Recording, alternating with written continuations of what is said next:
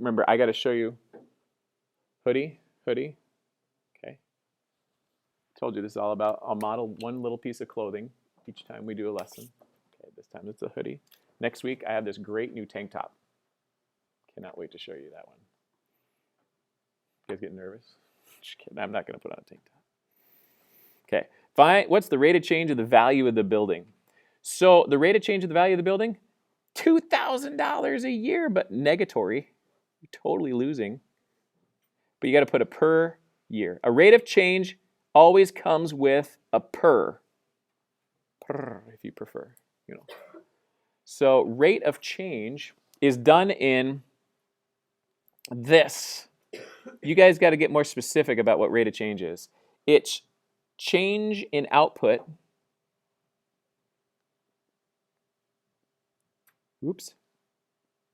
Per 1 unit change in input.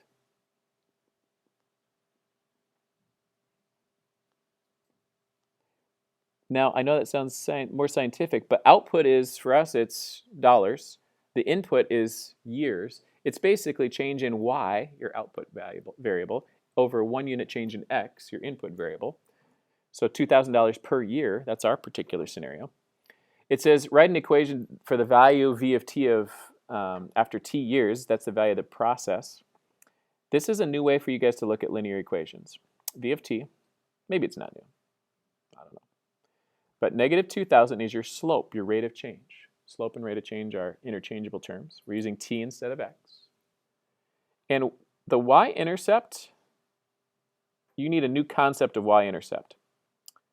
Y-intercept is actually an initial value and a starting amount. So let's call this initial value. You know what I'm saying? Initial value. Not a y-intercept, it's where you start, how much you start in the beginning, right? And then the rate of change is your slope. Rate of change and slope are interchangeable. And linear equations are great for constant rates of change, things that are happening kind of at we're losing $2,000 every year, right? Let's do C and D muy rápidamente, and then we'll see what kind of time we got left for, we're doing great.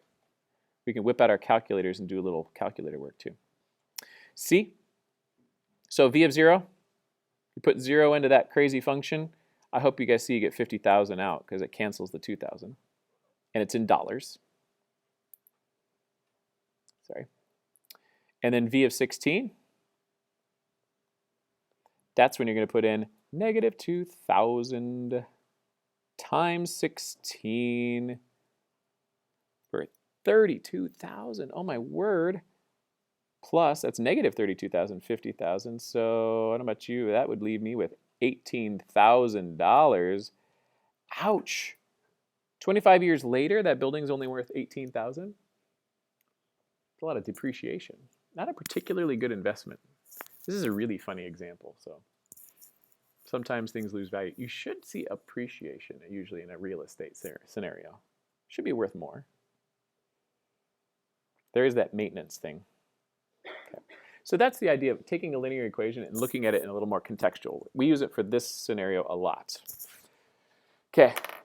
Before I get to that video, I'll prep the video. If you get out your graphing calculator and put this in L1 and L2, I need to fix something on your calculators. All I need is enough time to fix your calculators. So you got to put this in L1 and L2, and there's a setting that we need to fix. So you roll to that, and I'll hit stop.